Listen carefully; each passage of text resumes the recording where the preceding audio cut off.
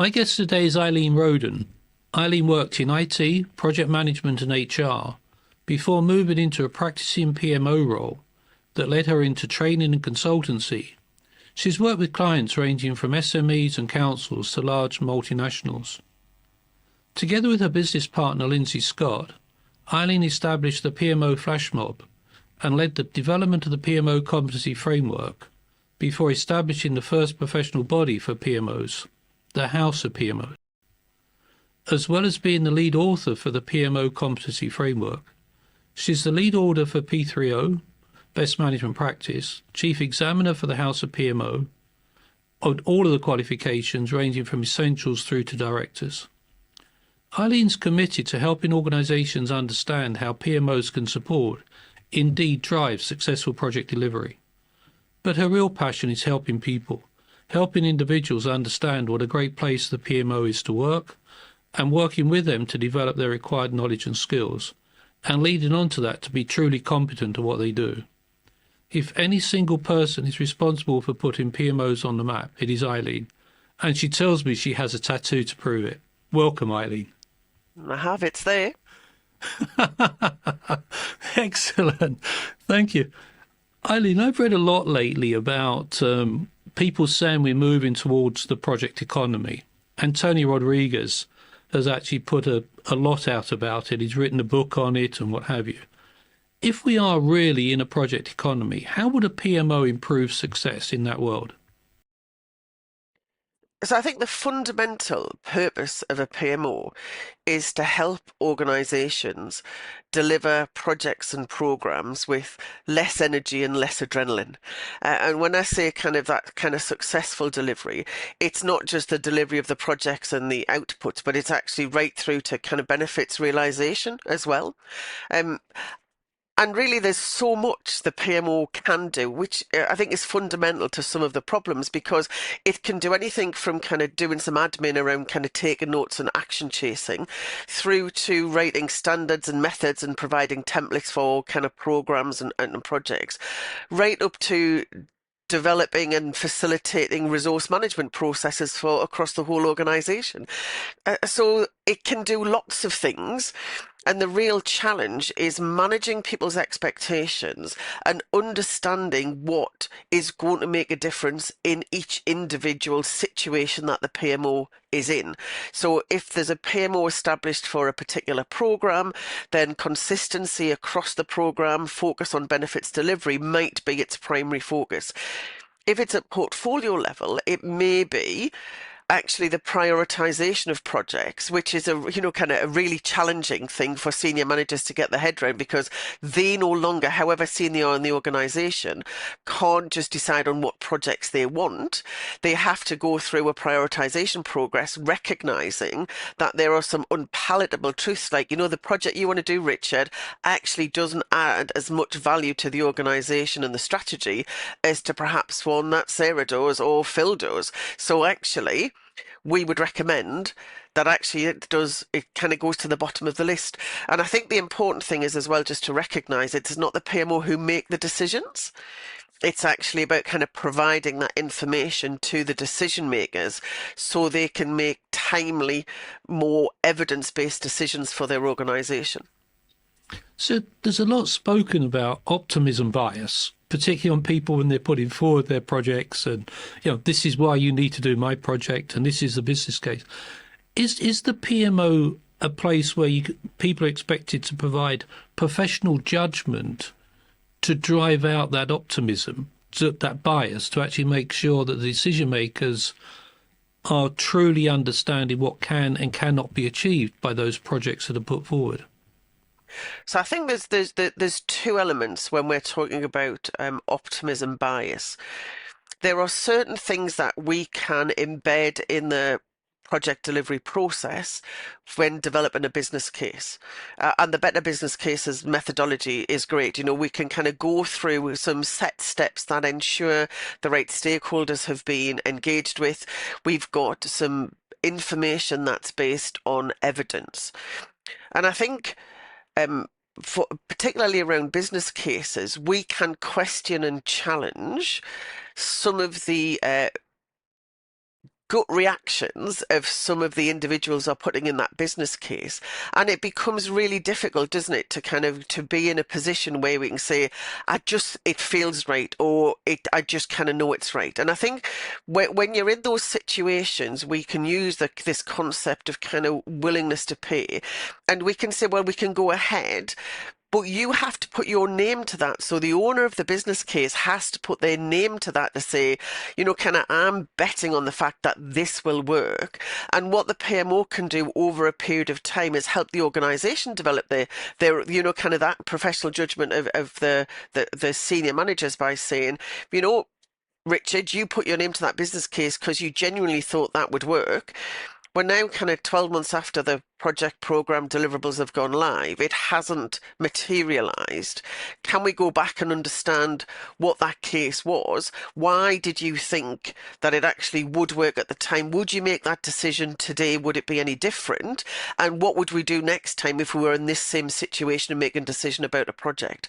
So it's not about the witch hunt, but you have to go back to the person who really felt it would work. You've provided as much evidence as you can to support that, and then you kind of learn from that and develop, as I said, individuals' professional judgment, but also the organization's professional judgment when applying gut reactions and kind of real kind of business acumen to a situation. I can remember a conversation with someone who suggested that when a board considers a business case, when the board considers an issue, they should think about assumption management. So instead of looking at what are the risks and what are the costs, start to ask the person putting it forward, what assumptions have you made that have led you to put forward this business case? Have you come across that in your working experience on where people are actually challenging the thinking behind the thinking, if you like, that goes into what led up to your recommendation? Because in my experience, I think every decision I make is right on the day I make it. Yep. But the following week it could be totally wrong because things have changed. So yep. I don't beat myself up about something not happening, but was I right at the time? So have you seen yep. organizations sort of get behind the thinking to make sure the assumptions were sound when they're put forward? I think there's to kind of unpick a little bit of that, because I think there's a kind of a couple of elements. And what you said is decision is right at the time, but would I change my decision a week later, a month later, 6 months later? And when you do that, part of the question is should I have spent more time making the decision in the first place? So could I have known more at the time? So should I, kind of have a different process to getting to the decision making in the first place? Should I, if the evidence was out there, I just didn't find it, could I have spent more time in doing it? And there's another thing in terms of, well, actually the information wasn't available. It's only in retrospect that we understand what the situation was. So I think there's two elements in terms, and that goes back to reflecting on the decisions. But what I have actually done as a PMO person, I've sat through a planning session where I've listened to the project manager and the project team actually doing their planning process. And I've just sat down and noted all of the kind of the sweeping statements they've made that they don't recognize as a sweeping statement, yes, but as somebody who kind of just doesn't think, well, we'll get a DBA. Well, actually, is one going to be available for one? Where are you assuming you're going to get that person from? What skills have you assumed that person is going to have? What rate are you assuming that person is become available at? So it's almost kind of quite good sitting by and observing some of these conversations to say, but you've said that. I don't understand how because I would never make that assumption, or I would have more questions than that. So I think as an observer, you can question and challenge. And one of the kind of the big things we say about the PMO, regardless of what level in the organization you're playing with, is about being that critical friend. Really? Is that honestly the case? Do you think that's going to happen? Has it ever happened before? Do you know the last 6 times we did this, it's never worked? And it's been that kind of critical friend where you can actually kind of challenge And if they're happy to work ahead with those assumptions, it becomes part of the decision-making process that you reflect on further on down the line to say, was that decision actually correct? I think another role the PMO can often do as well is recognize where you've got conflicting assumptions, where you're trying to kind of do something consistently.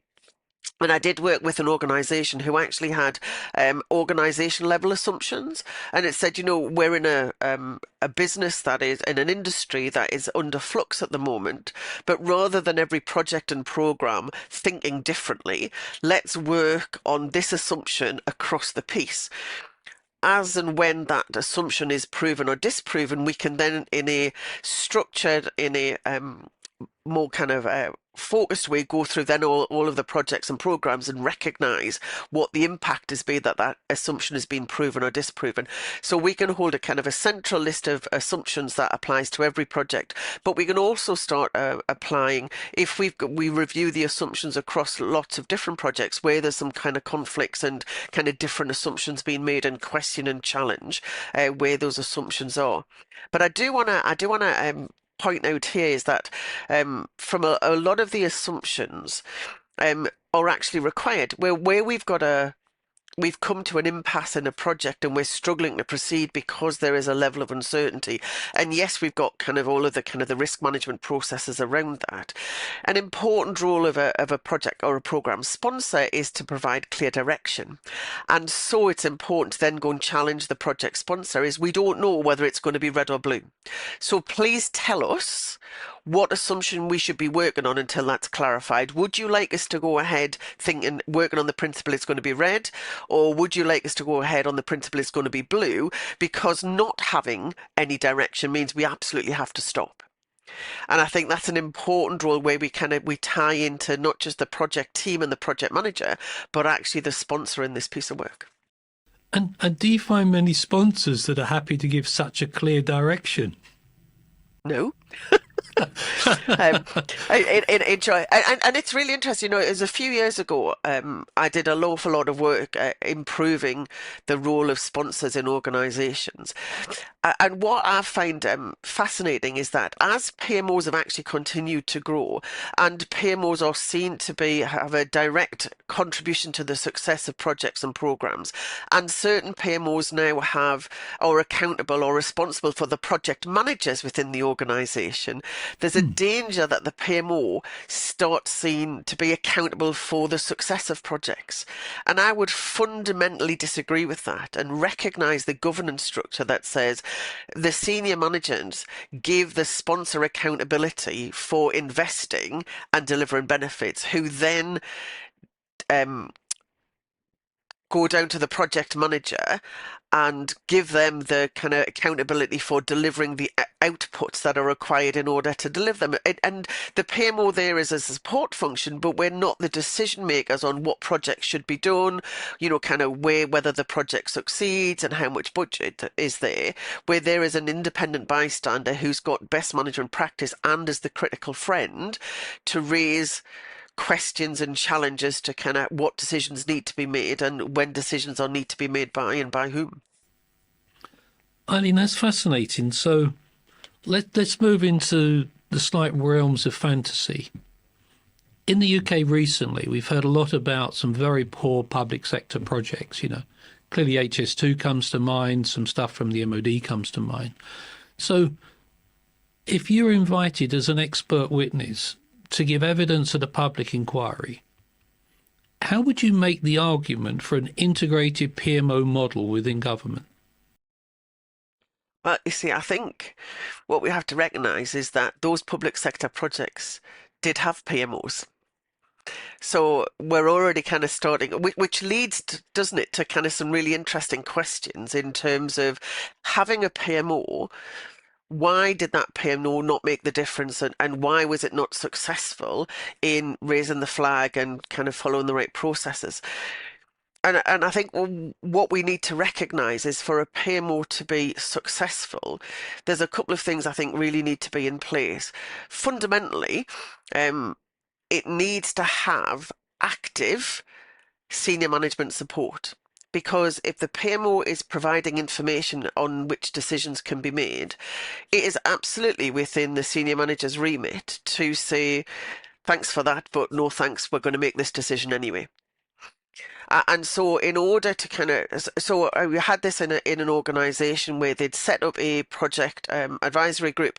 So projects would come through, would go through some recommended challenge, and then the projects advisory group would agree or not agree for that project to proceed. One project came through, the projects advisory group, which was facilitated by the PMO but was chaired by a senior manager, said, we don't think the project is ready to proceed. And another senior manager in the organisation said, yes, but it's going to happen anyway, so we're just going to go ahead with it. Immediately undermining the governance structure that had been set up and was being facilitated by the PMO. So if the PMO provides the information, but decisions are not made using that information, then actually your PMOs, it's going to be kind of, well, what's the point of us being in place? What's the point of us producing the reports if they're not adhered to? And I think the other thing is as well is that if the PMO is putting those processes in place, I can't go to the project manager as the PMO person and say, you must follow this process. There has to be some consequences for not following that process. And it's not the PMO, it's up through that chain of command, back from the project manager, the sponsor, to the senior exec, who's delegated accountability for delivery, who has to say, hold on a minute, we've got some processes that are defined by the organisation that if we don't follow them, then there are some consequences. And, kind of a simple example would be, if I decided to hand my expenses form in on the back of an envelope rather than filling out the expenses form, finance would say, sorry, we're not paying your expenses. And I could yell and shout about it all I liked, and I still wouldn't get my expenses paid. However, on projects, the project manager in a lot of organizations can do what they want and there's no consequences to not following the process.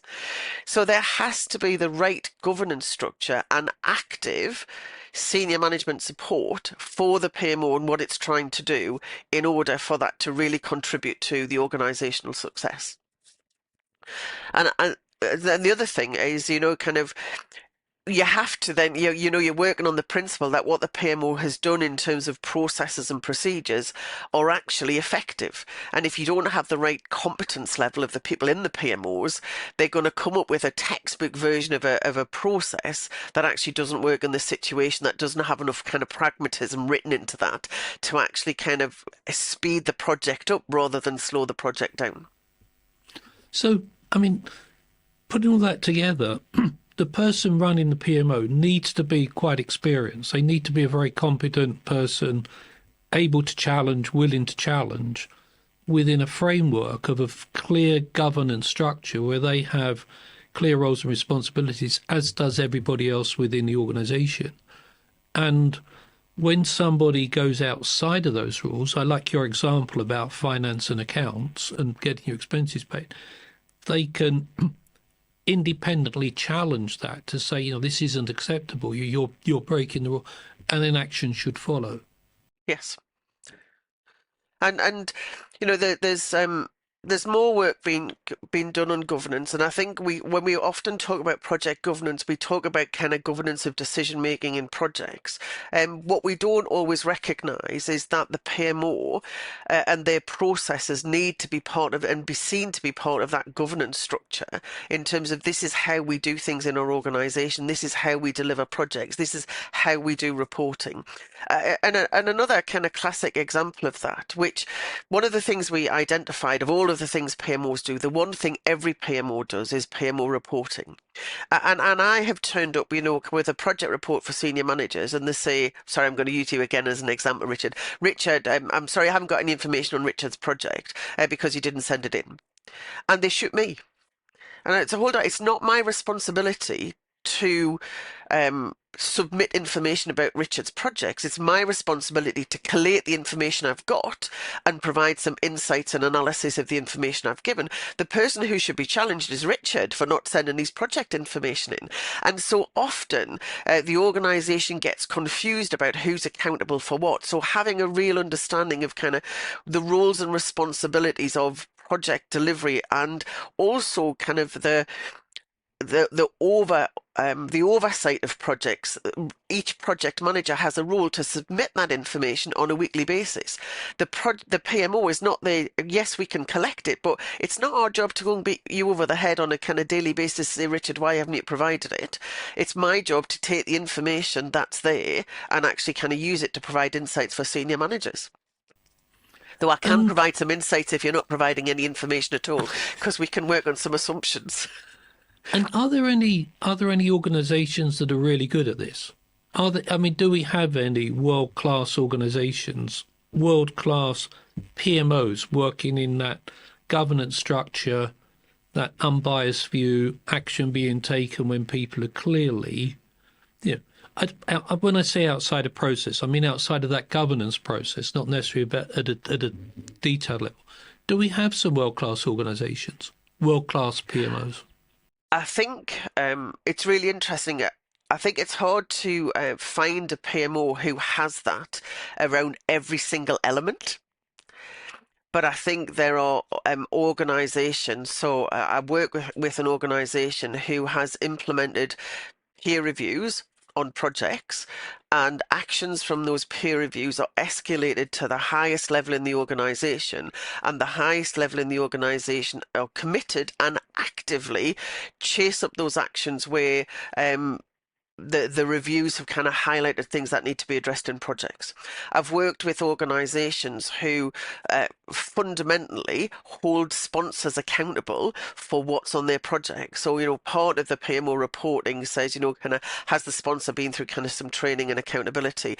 All of the reporting is got the sponsor's name on it rather than the project manager's name on it, which is, I find you kind of really enlightening. So I think there are pockets of excellence. I know in organizations, we talk about this integrated PMO model, recognizing that organizations just have, kind of a PMO here and a PMO there. We're seeing more and more PMO directors who understand the organisation, understand the strategy of the organisation, understand how projects are being delivered. So whether that's waterfall over here, agile over here, kind of scaled agile across the whole organisation, and say, well, actually, if that's how the organisation best is going to deliver projects alongside business as usual, this is the best structure of PMOs that are going to work within this organisation. So we'll have an organisational portfolio office, we'll have 3 hub portfolio officers, 1 programme office and 27 project officers. Now, that more organisations are that role of the PMO director, we're getting a better understanding of how PMOs can help, and a more the PMOs are targeted at specific objectives around the challenges that organization has of delivering projects. So whether that's, improving risk management, improving sponsorship, focus on benefits realization, each PMO has its own specific objective where it contributes to the overall success of the organization rather than just pockets. And certainly what we're starting to see is that PMOs in organizations. So historically, we've had PMOs, and each PMO has felt quite successful. But then you start saying, but what about that PMO over there? Do you talk to that PMO over there? Do you do the same thing as that PMO over there? And we're starting to see more conversations between PMOs. So they're not quite yet in a kind of a fully hierarchical structure, but they're actually kind of more of a kind of a awareness of each other and working together in a confederation of PMOs, which is the kind of first start to kind of building that integrated PMO model.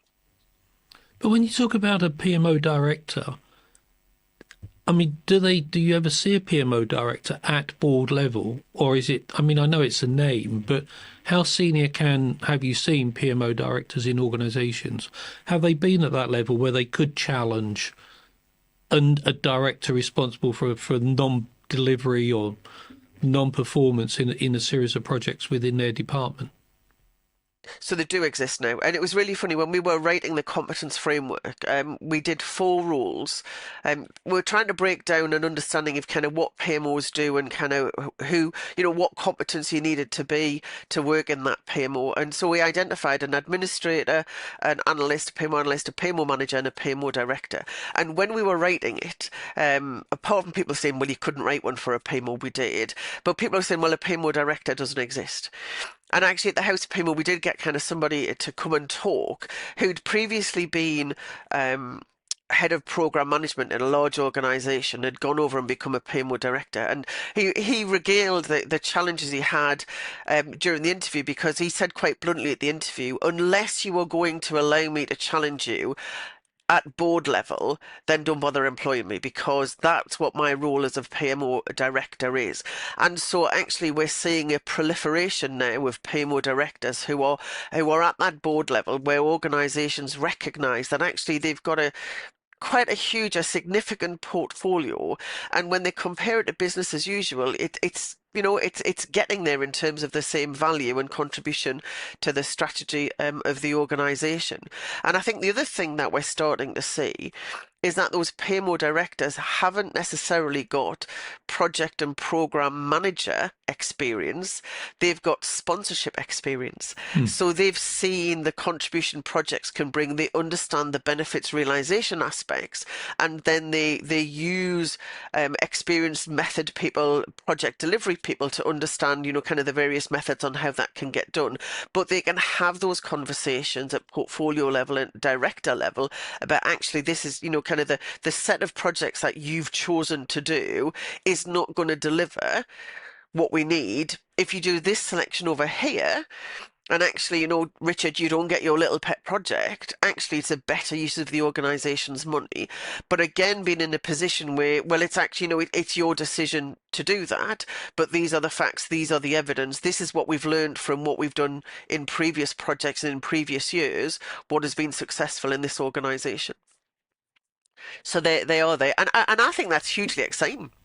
Yeah, I think that whole thing around project prioritization, about what we should be doing, what takes priority over this, how do you use scarce resources and what have you, is just so critical, isn't it? Otherwise, as you say, you've got a whole list of pet projects all being done with no real coordination across them, and lo and behold, you're not getting the value you're expecting. So, and that you see clearly as the PMO director sort of leading on that project prioritization piece.